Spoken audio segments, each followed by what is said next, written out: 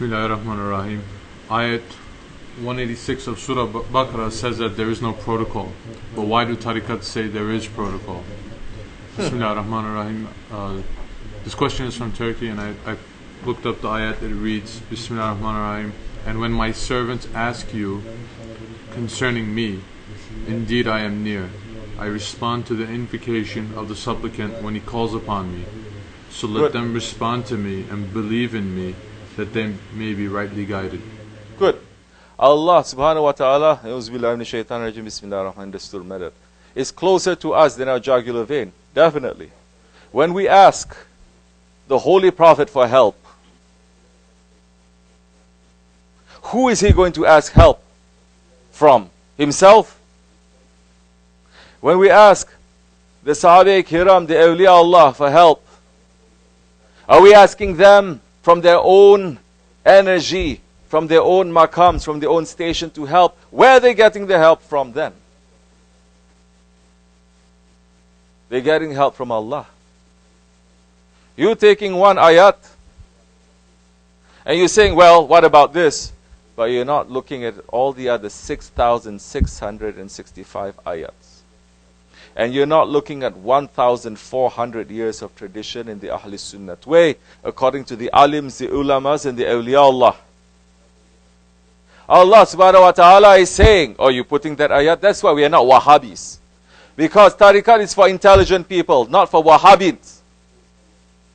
They're going to say, what about this ayat? What about this ayat? Because then definitely you don't see the intelligence in it. You don't get what I'm trying to say.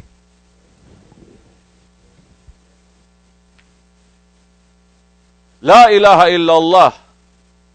Does that complete our shahadat? Put hadiths and ayats away.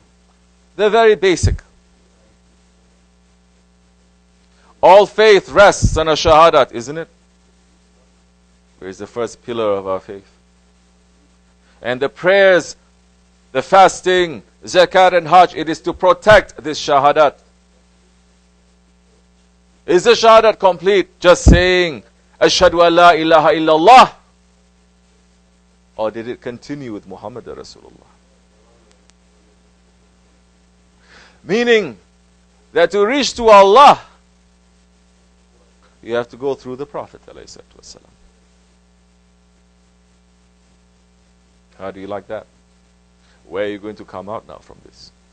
There's so many foolish Muslims now. They're cutting off the Muhammad Rasulullah. Saying, no, only Allah. Wahhabi style. No protocol. What about so many ayats that Allah subhanahu wa ta'ala is saying? And we just said, obey Allah and obey His Prophet. Obey Allah and obey His Prophet.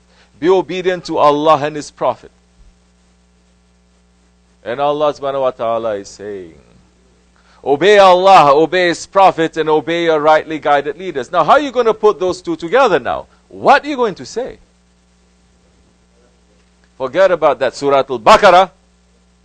They're quoting from Surah Al-Fatiha.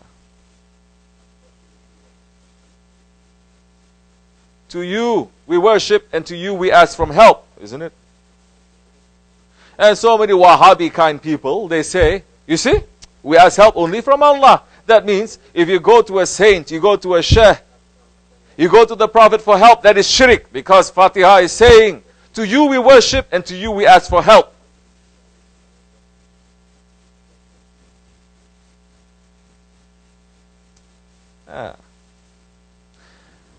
And Ayatul Kursi is saying, what is Ayatul Kursi saying? Nothing can help you, isn't it? What does it say? Nothing can help you except with the permission of Allah.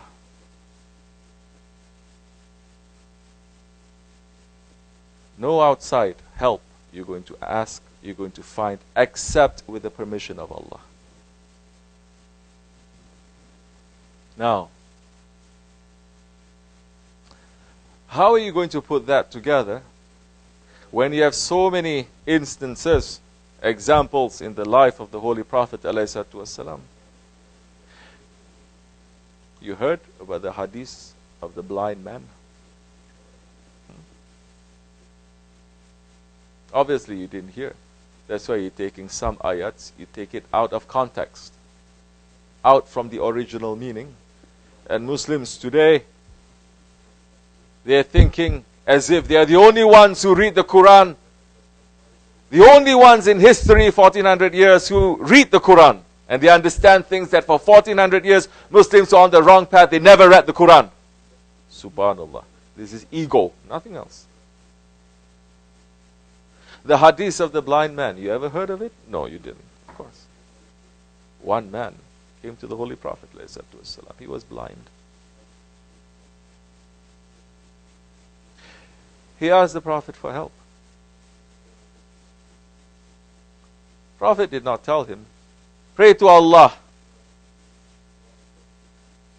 In reality, everyone, of course, we are praying to Allah, isn't it? We are asking Allah, isn't it? Who else is there to ask for help? Who does the Prophet ask for help? Isn't it Allah? Awliya Allah, who do they ask for help? Isn't it Allah? If that one that you ask for help and is asking help from someone else other than Allah, of course, that is forbidden. But not only they're asking help from Allah, Allah is saying ask help from them. The mushriks. Or the munafiqs. They are saying, we love Allah. This is another ayat. And Allah is saying, no.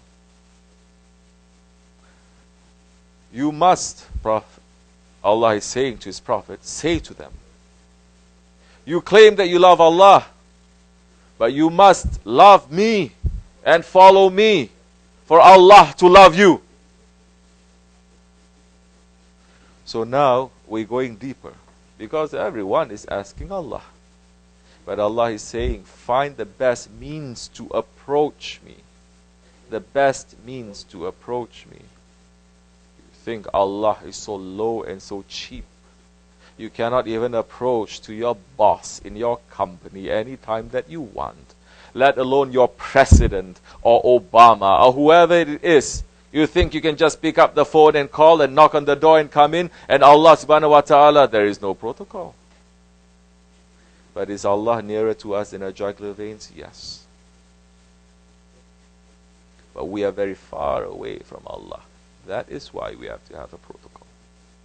This protocol is not to separate us from Allah. This protocol is to bring us closer to Allah, because we are being separated from Allah. We have 70,000 veils between us and Allah is saying, although you have these veils, you can come close to me.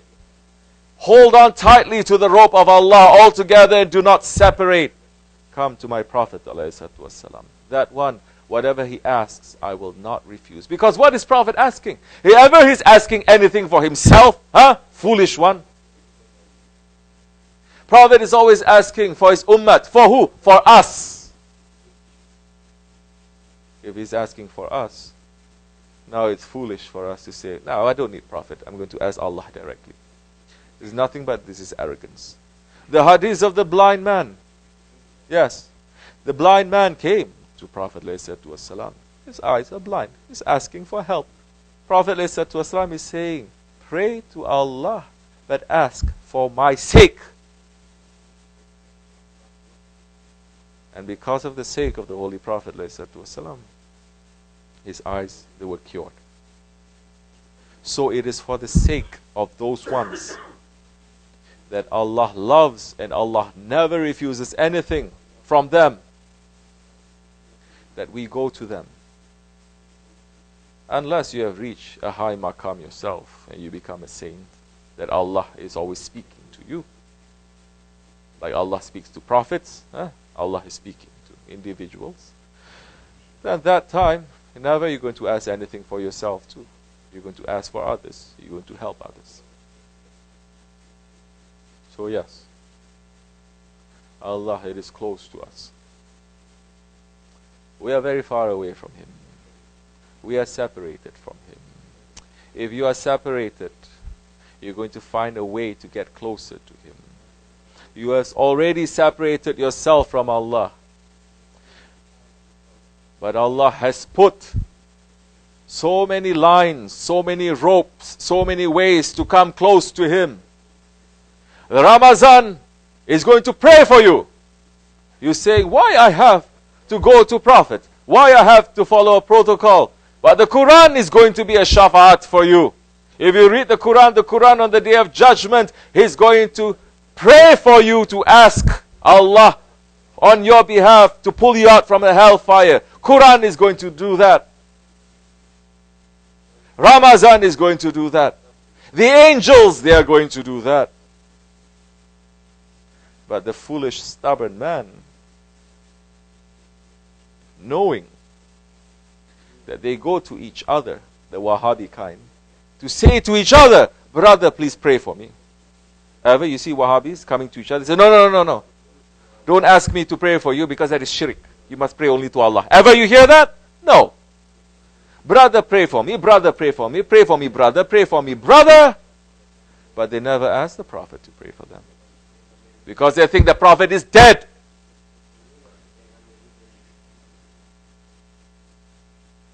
Prophet ﷺ is not dead.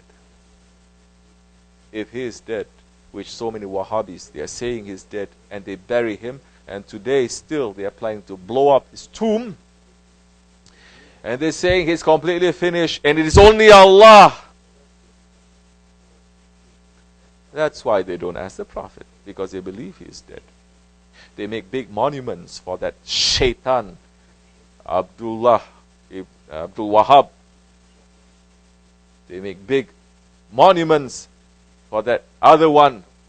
They call Shaykhul Islam Ibn Taymiyyah, the Shaykh of Shaitan Ibn Taymiyyah.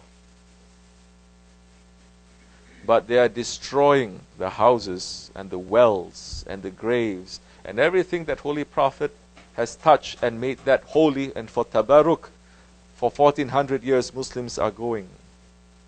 They destroyed so many masjids. They say Muslims are going there to make a shirk. Shirk will fall on top of your head, because you are making the biggest shirk. The biggest shirk is saying, it's me and Allah, and Allah must serve me. Just like the ego. Allah is saying, who are you and who am I? Ego is saying, you are you and I am me. Because if you can say that to the Prophet, you are you and I am me, why are you not going to say that to Allah?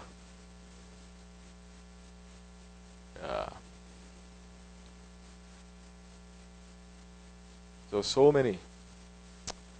There will be sources of shafaat. But we just spoke something earlier today.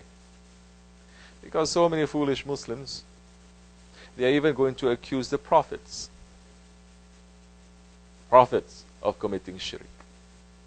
Obviously, you don't have too much knowledge. If you don't and you're willing to listen, we have a lot to give.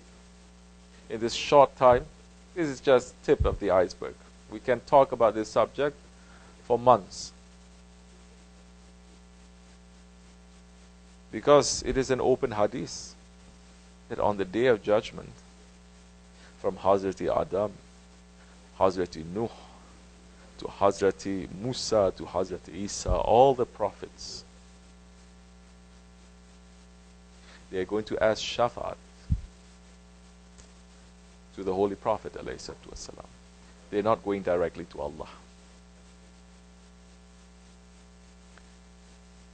That mankind will first run to Adam ﷺ because they are in trouble. And they say, please help us, save us. Hey, why they don't run to Allah? Should run to Allah, right? Allah is close to you, isn't it? And ask, and He's not going to refuse, right? So, why Prophet is saying on that day, the people, they're running to prophets? Why Holy Prophet didn't say they should run only to Allah? Of course, that time the Wahhabi is going to say the Prophet is wrong too. To you. Yeah. Disgusting. Mankind is going to run to Adam alayhi salam asking, please help us. Pray for us. Adam alayhi salam is saying, I cannot. I myself in need of help because I made a mistake. I ate from the forbidden fruit. And I'm waiting for Ahmad to come. to ask his help. They ran to Nuh alayhi salam saying, you are the second father of mankind. We ask for your help. Please, we are in trouble. Help us. Speak to your Lord. You are closer to your Lord than we are, because everyone will understand how far they are from their Lord that time. Because they can see their sins in front of them that is separating them from their Lord that time. Everyone is not seeing nothing now. You're thinking it's just air between us, and Allah is here. Yeah. They run to Musa alayhi salam, to Isa alayhi salam. All the prophets mankind is running to, and every one of them is saying, Musa alayhi salam is saying, I am in need of help. I'm not going to go directly to ask Allah, because I'm in need of help. I committed a wrong thing. I smacked a man so hard that he died. Isa alayhi salam is going to say, I cannot, because I'm ashamed before my Lord, because my nation, they're calling me the son of Allah and Allah. And I myself in need of help, and I need for the Holy Prophet ﷺ to come. So why they don't run to Allah? The day of judgment, definitely day of judgment, you're closer to Allah than now. Yes, you must ask from Allah. But how you are going to approach Allah, that is a very important question. Prophets, they ask from Allah. Awliya Allah, they ask from Allah. How are we going to approach to Allah? And Allah has already given us a clue. Find the best means to approach to me. That is another ayat. But intelligent man is going to see one thing. He's going to look, he's going to understand, and he's going to say, I don't need 1,000,000 proofs for this. When I see the minaret, I know it is already a masjid. One time, one king size, one wali, one saint scholar, he is saying, I have 100 proofs. 100 proofs to show that Allah exists. And another wali, the way of the heart, saying, send a message to him and said, that is because you have 100 doubts in your heart. So, this is not the way of arguing, debating, da. You may go to madrasas for that. This is tarikat, dergahi is something else. So, of course, you may ask, but ask things that is going to give you benefit to you and to others. This is important. Inshallah, you are sincere, and we are answering as much as we can. You don't have to listen to us, definitely. You don't like it, leave it. We are not claiming anything. You don't have to hear anything. We are not scholars. We are following Sahibul Saif. Shaykh Abdulkerim Kibrisi Rabbani. Rabbani. He is Rabbani. And he is guiding us. And we are happy with that, and we are happy with our Lord.